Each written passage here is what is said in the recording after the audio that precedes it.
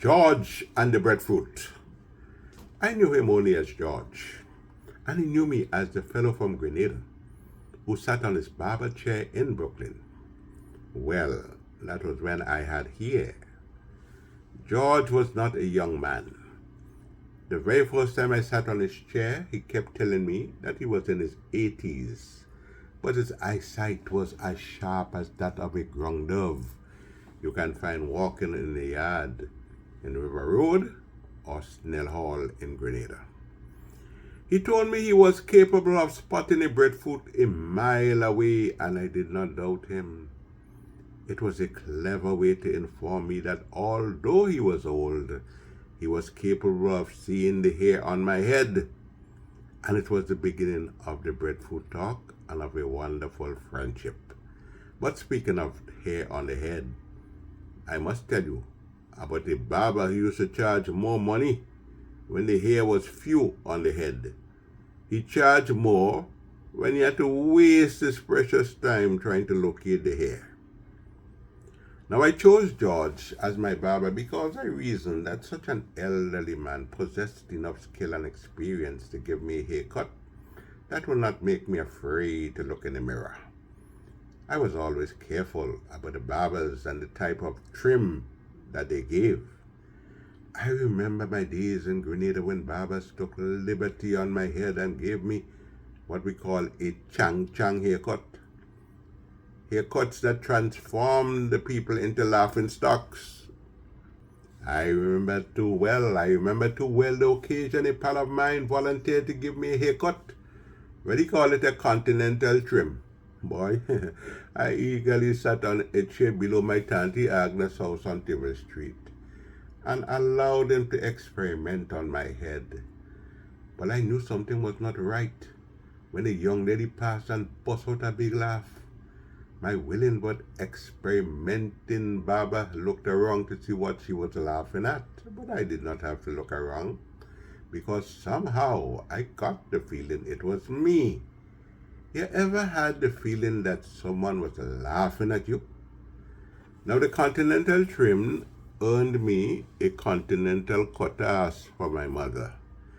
And that was only the beginning, for I had to attend St. John's Christian Secondary School at Shaper School with a head that looked as if the grass cutter we used to call now had passed his cutlass on it.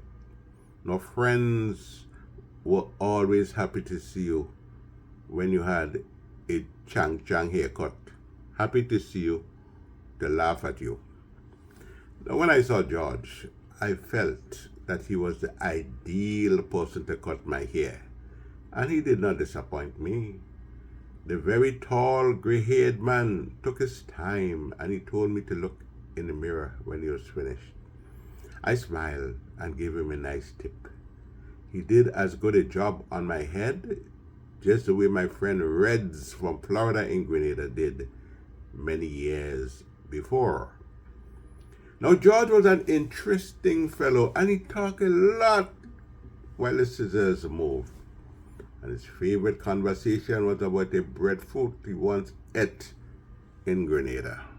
He also related the history of his life in Trinidad before he settled in Venezuela and eventually the United States. He told me about his children and those who got married and the ones who were afraid of marriage. I listened attentively while he spoke, but whenever the topic came up about breadfruit, he got more excited, and whatever he spoke about, he always came back to the breadfruit talk, right back to the breadfruit he ate in Grenada. He kept talking about that nice breadfruit in the popular dish known as oil dung. At times, I initiated the breadfruit talk by telling him, I could be wicked, and provokeful. At times, I initiated the breadfruit talk by telling George that I saw a nice, healthy breadfruit at a Korean store in Flatbush near Caton Avenue in Brooklyn. George, boy, I see one nice breadfruit on there. And that was all that was needed for him to resurrect his breadfruit experience in Grenada. Well, I love old talk, and I love breadfruit. So I was always happy to hear him talk about breadfruit to lend both my ears. Man, that big breadfruit, that nice breadfruit was the best breadfruit I ever tasted. I believe it came from Guava, George usually remarked. He also spoke about the numbers game, and he was a frequent numbers player. But I never heard he won any money. It was always a near miss. He either played the number he dreamt, and the number he usually played came out instead of the one that he dreamt about. Or he played numbers with 2 5s and 1 5 came out. I can still hear his words. Man, I missed the blasted thing by one number. And he kept missing. And I sat on his barber chair and I kept listening. I remember the times I peeped inside his barber shop and I saw him either bent over a newspaper when things were slow or trimming someone. He was there among all the young men who had great respect for him. Occasionally I peered at those who sat on what I call my chair, and I wondered what story George telling them. Well, recently I stood in front of a little barber shop. A young barber occupied the spot where George once stood. So I inquired about George. The young man told me that George had passed away. He gave up the barber chair, and very soon afterwards, George gave up the ghost. George is gone, but his chair is still there. I can only imagine what George is telling St. Peter and St. Paul about the breadfruit, that nice breadfruit he ate in Grenada.